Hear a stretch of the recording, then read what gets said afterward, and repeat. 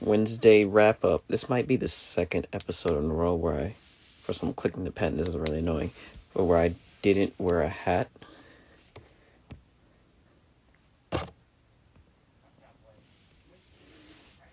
Okay, I think I sent it, but I still don't know how to do the request. It's kind of. I'm not even sure these AirPods are What's working. up, bro? Yeah, I'm not even sure the AirPods were working. Mm. My apologies. I didn't see your text message. I just Yes. started getting dinner. I was like, oh, snap, we going live? What are you Mm. in serial mode? I could come back in like 15. Now, that's all right, bro. Let's do this now. All right. Well, Uh, yeah. I'm supposed to walk the dog anyway. You're supposed to walk the dog anyway. Nah, I thought up to your text message. I was like, wait, he said tomorrow he wants to go live, or Oh yeah, because you said you were working, oh, so I don't know what time. I mean, you usually probably don't even work on like late on Thursdays. But you're probably in the morning anyway. yeah. Oh my goodness. Some playoff games was crazy. I'm trying to wrap my head around it because I was trying to do there's this thing called Sports Kita. They make you like take a sports quiz. Not a sports quiz, like a grammar quiz before they quote unquote hire you. Like there's no hiring process. You have to pass a bunch of grammar things, like sentences, structures, and everything, correcting it, seeing if it's right or wrong, whatever the case may be, run-on sentences, punctuation, the usual. And I wrote something down, put my soul into it, and they just kept saying, "Well, you have to have all these headliners, SEO optimization," and it just got on my nerves. And now I feel like I'm trashing them, but it just really got like I just didn't. I got into it for the writing, not and I don't know how much they pay you because you can get paid from it, but it was just All right. I'm not in it to be putting tweets in there, but it's supposed to help the flow of traffic and everything. But Mm-hmm. 21st century. Mm-hmm. Yeah, I'm all the podcasts I listen to. We're just trying to process probably four of the best games that you've ever seen in succession like that. Uh, I guess I'll go the Chiefs one's the craziest. We'll probably get to that. I'll try to get to that later, even though you like starting out on a high note because I just watched the highlights of the Buccaneers and yeah, Yeah, it's they. I saw, bro. I was getting so angry just because of the fact that I was like, bro, you are 27-6. I'm thinking, okay, all you get if you get like really realistically one more touchdown, they made it 34-6 with that defense and Von Miller being Tom Brady's kryptonite. I'm like, y'all good. Like they'll try to get another touchdown, but then y'all just run out the clock and everything. And y'all making mistakes. You had two like Cooper Cup fumble, Cam Akers fumble. That's Twice. the missed snap fumble. Yeah, yeah, and then Akers with a crucial fumble on the 30. I said, "Are you kidding me?" Then they scored and they tied it. I said, "Yo, if Tom Brady comes back in overtime, screw the Rams. Like, let's say they just won another Chiefs Buccaneers Super Bowl.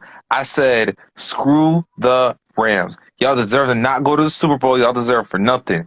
And then Matthew Stafford comes, throws throw the Cooper Cup. I turn off TV. I said, I don't want to watch this. Then all of a sudden, I look at ESPN. They have the ball at like the 12. I said, what? I mean, not ESPN, NBC. I was like, what? So I flashed back.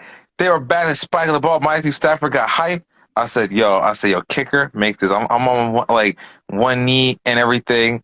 Like I'm on the field and everything. And next, Matt Gay makes it. I was like, it's over. It's over. They won 30-27. I said, yo, good. Congratulations, Rams. But don't ever in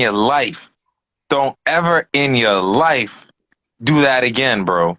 Like, seriously. Because everybody's rooting for you and everything and probably betting money on you and whatnot. And then all of a sudden, you had a huge lead. All right, cool. Then all of a sudden, you're going to give that back to, and all people, Tom Brady, bro. Like, They for real. Even though they were struggling in the first half because Sue got unsportsmanlike because he claimed that Stafford kicked him. I looked at it. I was just like, it look, looked Stafford, like, he was trying to get his leg. It was Just like his trying to get his incidental. leg. Yeah, incidental. It wasn't a purpose kick. That was no way, no reason he should have got a 15-yard. And then Tom Brady get a 15-yard after he made the comments. Oh yeah, I get away with stuff because I'm Tom Brady. Man, please. Well, the people forget the penalty actually didn't impact them because he threw he like one of those Russell Wilson like floaters as if this is Mhm. basketball. One of those Russell Wilson floaters type floaters to Leonard Fournette. They got a first down. I don't know if it was the next play, but later in the later after that when it was second and 19 or third and 19, whatever down it is. Forgive me for not remember the precise date and time Right, with it, but that one wasn't really impactful. The Sue one was it ended up leading to a touchdown, and what it's I mean this is like a very very minor detail. Cooper Cup ended up he knocked down Levante, was it Levante David or Devin White? He knocked down Devin White actually on it's one of those crackback blocks, but it was actually legal because he could like he's perfectly facing him. And uh, I believe the next play, the tight end, it's one of those Madden blue routes basically where you block for a few seconds, you let the linebacker Mhm. blitz, and then you just leak out. I mean, it's not Interesting. all that genius, but it's creative enough. Something I would like to see more on 2 point conversions. That's neither here nor there. But yeah, and I'm forgetting the guy's name. Powell had a solid kick return. People don't even remember that, which ended up setting up a score. So Right, it seemed like every team just did whatever was possible to actively lose each game. Winners and losers. Titans, Bengals. That's a little bit down the line, but you got to give credit to the Rams. In the absence of Tristan Wirfs, big loss. First All Pro right. offensive lineman in franchise history. Kind of sad, but All Pro is difficult. So cut him some slack. He's injured, and I don't know. It's hard to measure. I don't know how much that impacted them, but they started out running the ball. Leonard Fournette, the first two runs looked solid. So it looks the first drive usually tells you a lot about a game, and this did not tell you anything about the game. It was quite the opposite for the rest of the for the rest of the first half. And yeah, like just the fumbles, they're inexplicable. They're hard to. I mean, one of them was a strip, by Ndamukong Suh. His reputation precedes him with the penalties. So I'm all over the place here, but it was just very very exciting until the point where if you're cheering against the Buccaneers, it got very very dicey. Jalen Ramsey lets Mike Evans of all people get behind him. He's not really a burner, but that's what happens when you're kind of falling for a double move or you're peeking in the backfield. If you're Jalen Ramsey with that skill set, that's something that it just cannot happen. Yeah, There's certain things that cannot happen, and that's in life and in football, and that's one of them. You getting beat deep by Mike Evans, who's really just he's not a burner. He's not what Odell Beckham was in 2015 on a slant route. That's not who he is. He's a right. obviously lanky and a larger target, and he can be. I've said this in previous shows. He can be taken out of games, and Ramsey cannot allow that to happen. Then again, he's going up against the 49ers, so he should have his work not as much cut out for him as a Right. but obviously they miss Chris Godwin for the rest of the year. Gronk is in his early 30s, which you should still have some juice left in you, but he's going to be a free agent, so we can put aside all the speculation about Brady's retirement because that's a whole different 60-minute show unto itself. But oh yeah, a Right. great a great a great ending. I don't like Todd Bowles blitzing in that situation. I don't remember if it was a zero blitz. I don't believe it was a zero Yeah, it blitz. was a But zero yeah, blitz but yeah, on it the was cup. Yeah, so. But yeah, Antoine Winfield, solid player actually. His father was in the league. Antoine Winfield is just not. Is anyone a match for Cooper Cup at this point, yeah. No, at this point, except for yeah. oh nine Once he Charles got Woodson wide, once Reeves? I looked at the highlights and he got wide open, I said, "Cup, all you gotta do, basket catch, reel it in. This is the biggest catch. You catch this, you're setting up in field goal range at this point." And Just realistically, had he had maybe like a stride on Winfield, he could have scored a touchdown easily in the waning seconds. Game over is probably at 34-27. So, and then with Brady having like no time left, of course, and he got to score a touchdown in the end zone, game's over at that point. So, let's give some credit to Higby as he just kind of played that Jason Witten role. I mean, I don't want to compare the two because Yeah. Jason Witten might be third all time in my dog's barking. I hope people can't hear that. Jason Witten might be third all time in receiving yards or catches or whatever this stat is. Forgive me for not remembering, but yeah, he's been a solid player, and they've said it on the broadcast. Todd Bowles was really fearing Higbee's impact. I think Chris Collinsworth might have said it. So let's give Stafford much malign when you're on the Detroit Lions. What can you really do other than you're one player? I mean, Megatron was there, Right. but it's still it's just a franchise that they're like the Jets. They speak for themselves and in all negativity.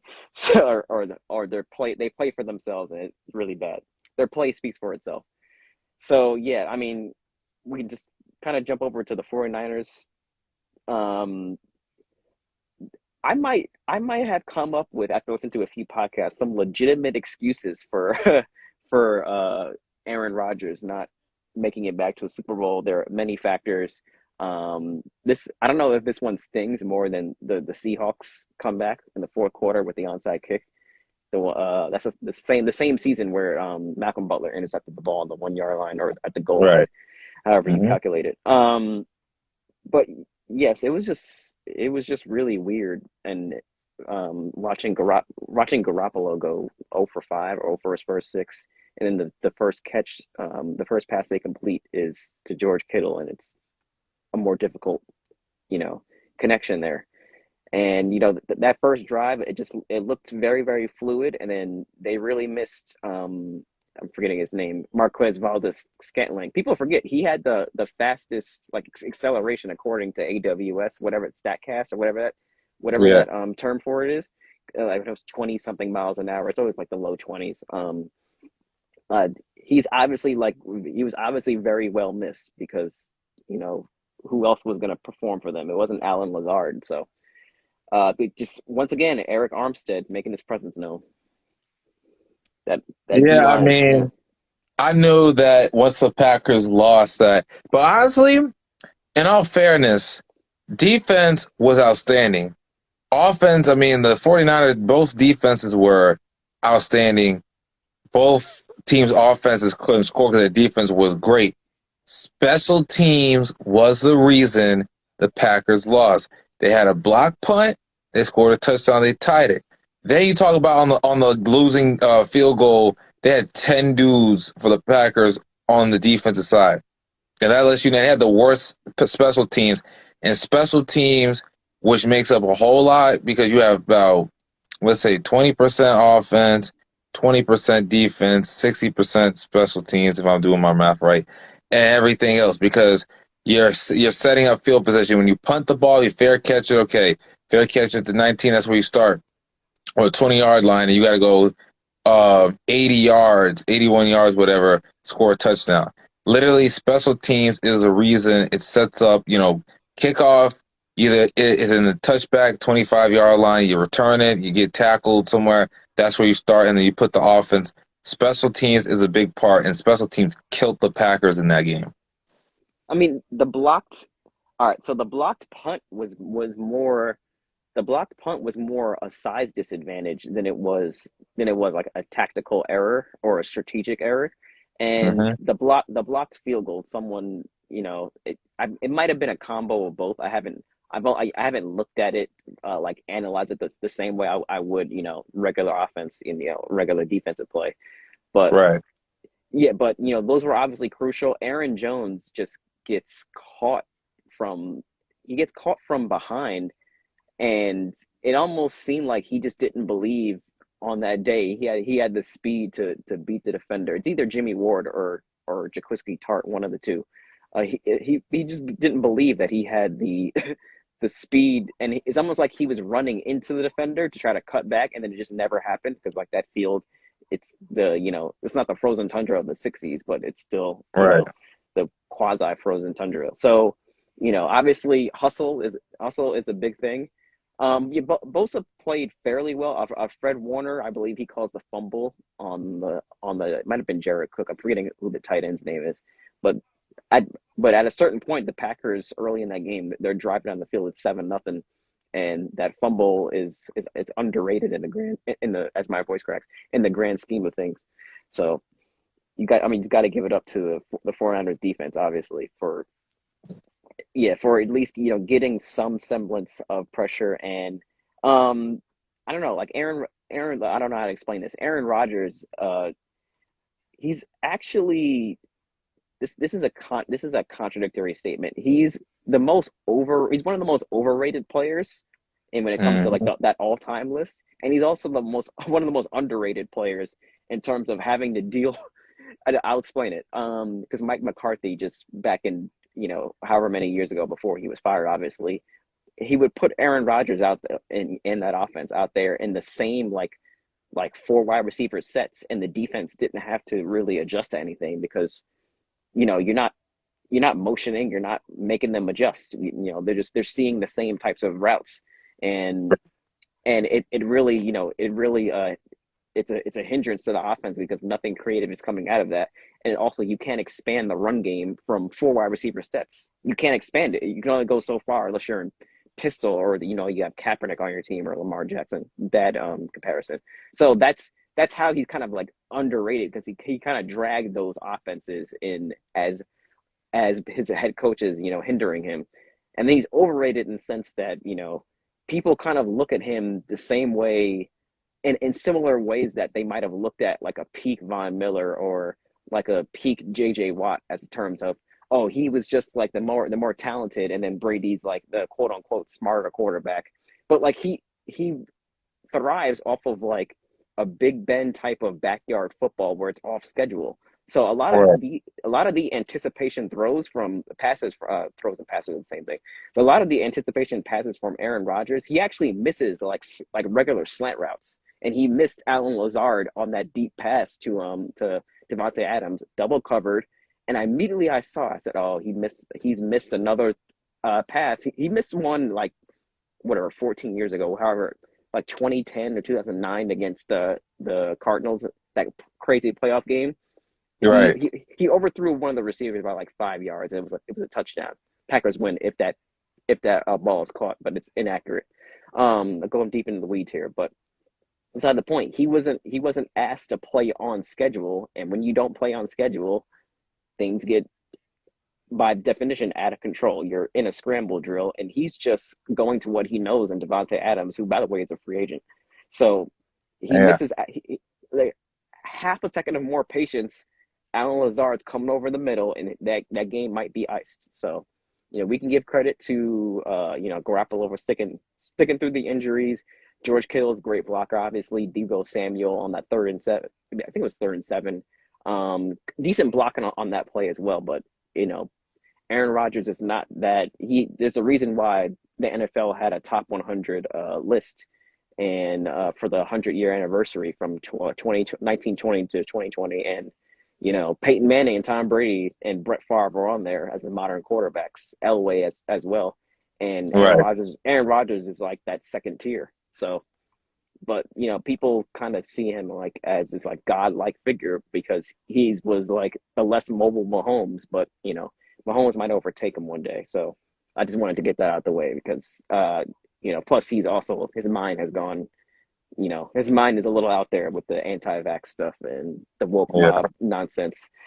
So that's my whole diatribe on Aaron Rodgers, a complicated figure. I tend not to like Packers quarterbacks as well as Brett Favre, but actually we'll go with the Chiefs game last. The Bengals and forgetting the name, Bengals and Titans.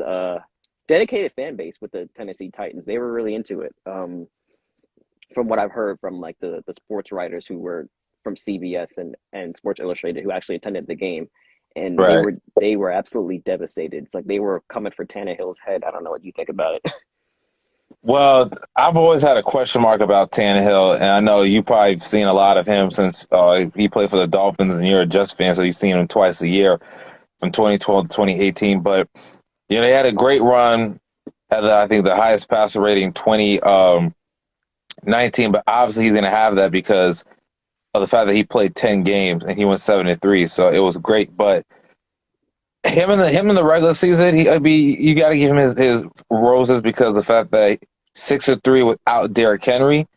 At the same time period, the fact that with Tannehill the past couple of playoffs, he against the Ravens last year, Bengals this year, he has made some ill-advised throws in the waning seconds of the game. And with Tannehill, it's just like, all right, you know something, and I was always questioning about after that a magical run of the Titans, how they're 6 seed, they beat Tom Brady in the Pats and his tenure with the Pats, upset Lamar Jackson, who was a second unanimous MVP NFL history in 2019, and then they lose to the Chiefs. But I always question when they gave him a 4 year, $118 million contract. I'm like, why are you giving him this money when Derrick Henry was the reason? I think he ran for like what over 180 some yards the first 2 games, and he got stuffed under 100 yards by the Chiefs defense, which got the Chiefs to the Super Bowl that year, and they won it. And I was always like, why they pay Tannehill his money for? I mean, yeah, a lot of people say, well, he had a great season, this and that. Yeah, but he took over for Marcus Mariota, who was struggling with a 2-4 record in his first 6 games. And Henry should have gotten paid first. And what he should have did was franchise tag Tannehill and see if he can keep the consistency. And if that's the case, then maybe you give him a short term contract, maybe after the 2020 season. But instead, you want to give him the big bucks money, guarantee money, whatever, and you want to make Henry wait until the last seconds of the franchise tag to give him a 4 year, $50 million contract, which doesn't do it justice because, yeah, Christian McCaffrey, probably the highest paid, and he hasn't played on the football field since a great year in 2019 where he had 1,000 yards receiving, 1,000 yards rushing, and he hasn't basically played in 2 years a full season, or at least majority of the season. So with the Titans, I mean, it was a close one, but he had an interception on the first pass of the beginning of the game, interception in the starting the second half, and an interception in the last waning minutes that set up what's his name, Evan Money McPherson, to kick the game-winning field goal to send the Bengals back to the AFC Championship game for the first time since 1988. And with my New York Giants, they are undefeated in that game. Now I get, well, they're going to go up with the Chiefs in Arrowhead. That's a different environment. I get that. But at the same time period, they beat the Chiefs in the regular season. I get it's going to be hard and then whatnot. But at the same time period, you got to give the Bengals their credit. And Joe Burrow's changing the game. Jamar Chase changing the game. Them LSU boys from that national team, they're cooking it, bro.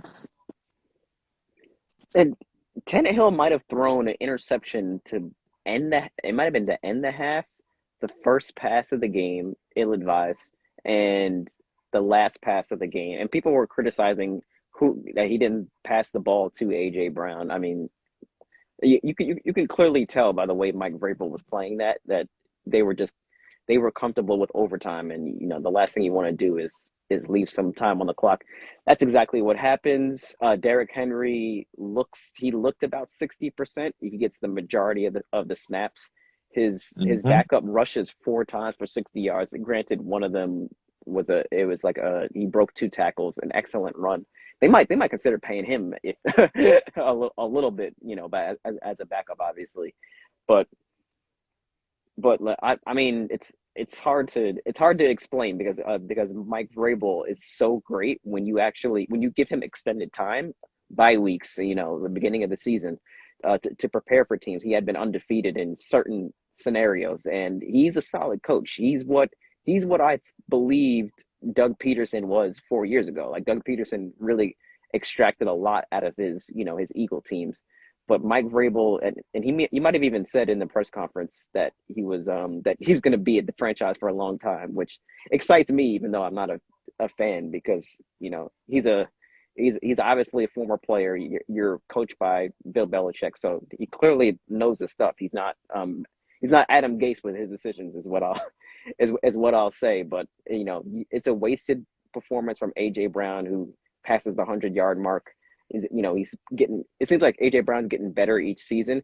Julio Jones obviously is hurt for the entire season, but it was also funny. Like I fell asleep through the through the first half. I was just so tired, even though I got the requisite amount of sleep. But that second half, you got to see the connection with him and Jamar Chase, especially on that last play. I don't know what Janoris Jenkins is doing, uh, trying to press someone who is clearly a lot bigger than he is.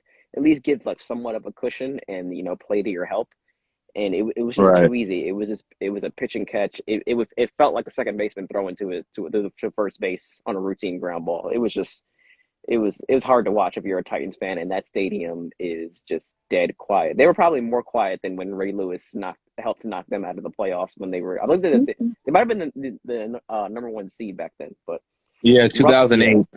yeah, rough year. Tannehill needs a little bit better decisions. I had heard the Titans are 0-3 in his playoff games where he passes for more than 15 times, which is it's a damning stat. Yeah, But lost to the but Chiefs, yeah, lost last year to the Ravens, and this year, yeah. we almost feel like like the Titans were down by like what 16-5 or 15-6. We almost feel like they still blew it because we wanted to see overtime. That's as a fan, I guess. But Yeah. yeah, just credit the Bengals and Jamar Chase. They might actually need a fourth receiver, even though like Uzama has put in solid work. He's kind of like Right. their Higby, but Jamar Chase is really like carrying this team. And like I said previous weeks, he's not getting great a Antonio Brown like separation from these defenders. So Right.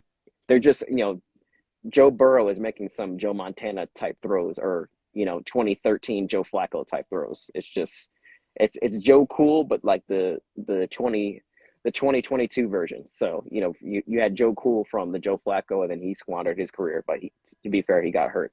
But he really is the man, and that Heisman Trophy it always goes to a quarterback, but he actually deserved it. So sucks for Kevin Byard because he plays well every season. He's kind of more underrated players, but and this Titan defense really did improve. It just felt like they lost the game more than the Bengals won it, but the Bengals still they played well enough to win. So yeah, give them credit. Not a whole lot of analysis with that game. Right. Chiefs and Bills.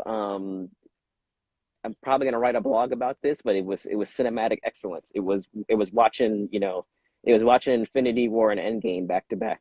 That's what it was because this stuff, like Spike Lee said, it can't be scripted, and it was absolutely excellent. Sean McDermott, you got to make better decisions and how you manage your clock and what kind of defense Yeah. that Leslie Frazier wants to Yeah. run. So if you're a Bills Mafia, you want to. I don't advocate violence, but you kind of want to jump on the head coach as opposed to a table because that's not how you manage the game. Josh Allen was he clear he Phenomenal. yeah he was some there are no adjectives to describe it to The describe only how great loss that was game the was. fact that he And couldn't Gabriel get the Davis as ball because well. of the overtime rules, and I think that's something that the NFL may consider maybe in the offseason. Who knows? But I mean, as a sidebar, my thing is I don't look at. I mean, the narrative will always be, because this certain offense didn't get the ball in overtime, change the rules. Now they changed the rules, and it's probably for the better because you'd have one year where Peyton Manning. I mean, I don't want to single out Peyton Manning because obviously Hall of Famer, but when Right. Peyton Manning's Colts lost to the Chargers, and that was like a Nate Kading like uh field goal basically ended their season, and Peyton Manning never saw the ball in overtime. That offense probably would have been cooking it and everything, but Right. I believe that was a decent change just for entertainment value. But what are we gonna? I mean, what are we gonna do? Just basically let the time expire? Like I wouldn't see one playoff game and change it based on that. But that's a whole sidebar. We saw Tyreek Hill hit like a new speed. I mean, on the in the fourth quarter, he was tightly covered. These Yeah. NFL quarterbacks, they have to thread the needle, like a la Hmm. Jameis Winston in college. And he didn't have a. I don't like Jameis Winston, but he's a great intermediate passer. So it was great to watch him, throw up the peace sign and not get flagged for it. But there's a lot to dissect there that I wish we had a bunch of time for. But Sean McDermott, you got to kick the ball to the 5 yard line. Instruct your kicker. If you squib it, it could always theoretically hit the front line and bounce forward, and it'd be really really bad. But you have to take some seconds like off the clock. The clock is your friend. Time is your friend in this instance. And Right. if they run the ball out to the 40, there's probably 5 seconds left, you know? So Yeah. it's just You should have you five should or have squib six. kicked it. They should have Yeah. squib kicked it. The clock obviously the minute they touch it, the clock's on a run. And then they gotta either kneel down and hope that basically Mahomes can get them close. And I would make sure that because they were up by like what 3 points. I would make sure I wouldn't have anything too deep, but at the same time, I would have maybe like a safety back or whatever, linebackers doing their thing in the middle and try to go like a four man rush and keep Mahomes or whatnot, but also have a spy on Mahomes just in case he tries to escape. I mean, I personally, I would have taken the 3-man rush and just put. I didn't care if I had to put a wide receiver on the field. I was not going to sacrifice any type of speed for size. The scrambling thing is interesting because I don't believe Mahomes has just enough speed to where he looks more athletic than he actually is. Like he's athletic mechanically from a passing standpoint, but he's not. You know, if he ran the 40 today, it'd be like a 4.9. It would not. It would be like that 4.9 is what I ran in 2010. Think about how long ago that was. Like he's not really that fast, but he's fast enough. It'd be interesting to see how the scramble would have actually worked. You know, it wouldn't have been Cowboys esque from was that 2 weeks ago now, two Saturdays ago or whatever, 2 Sundays ago. I'm blanking on it, but yeah, no, Mahomes obviously it's this stuff is just like it's like he's in backyard football again, like fifth grade. Basically, I'm better than your defense. He scrambles when he can. Josh Allen, had a lot of design runs. The Bills are going for it on fourth down, and even the 2 point conversion was very impressive. Stephon Diggs didn't light the world completely on fire, but Gabriel Davis does. It doesn't matter who you get the production from, as long as you get production from someone. You know, Right.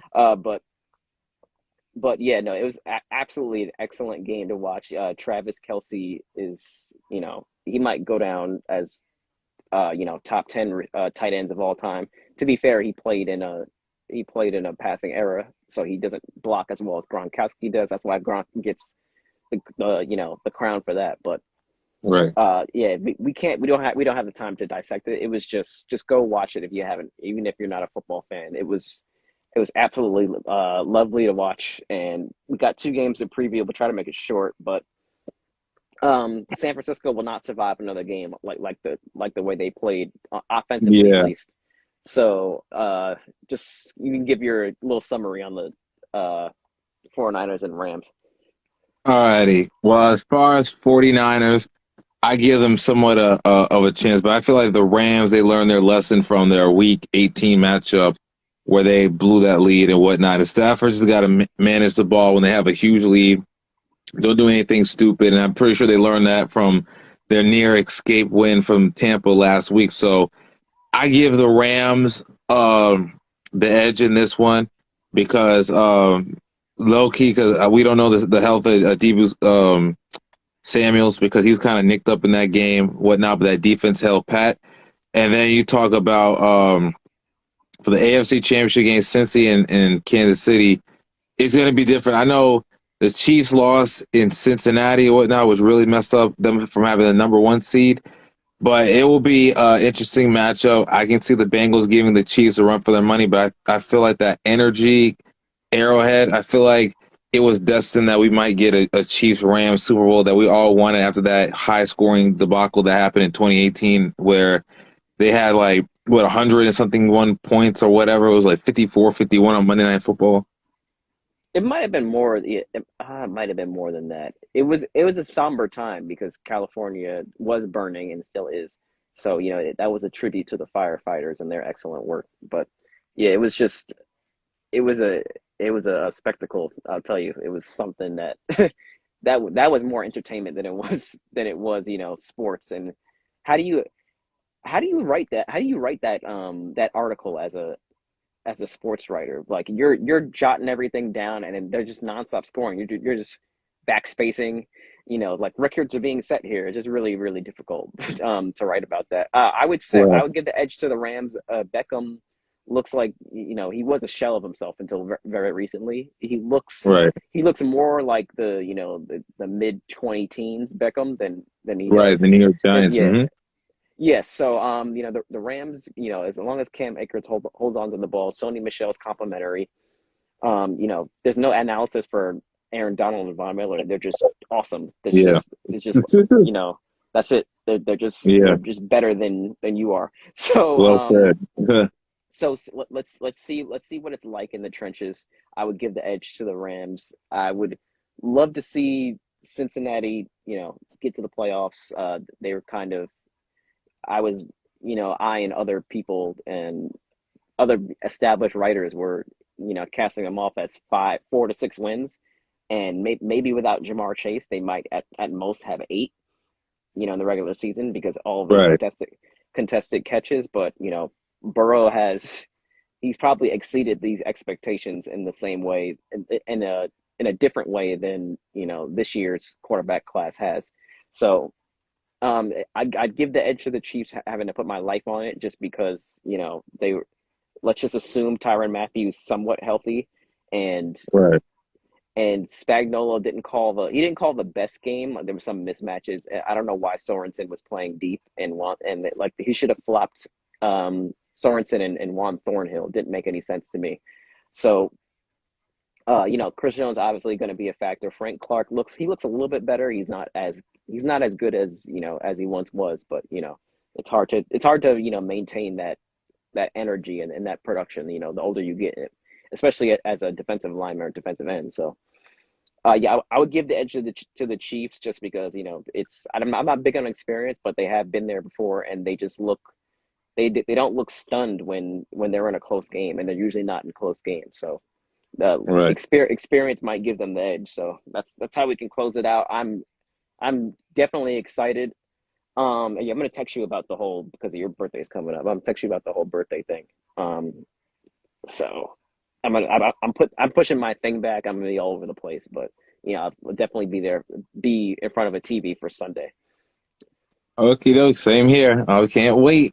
We All right, snowing, and I'll be excited watching these 2 games with no Tom Brady for the first time since 2019. or Aaron Rodgers.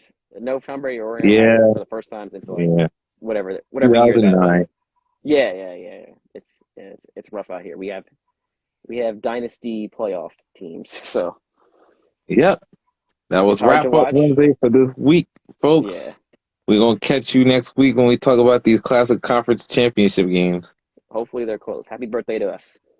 Yep. See you later, bro. All right.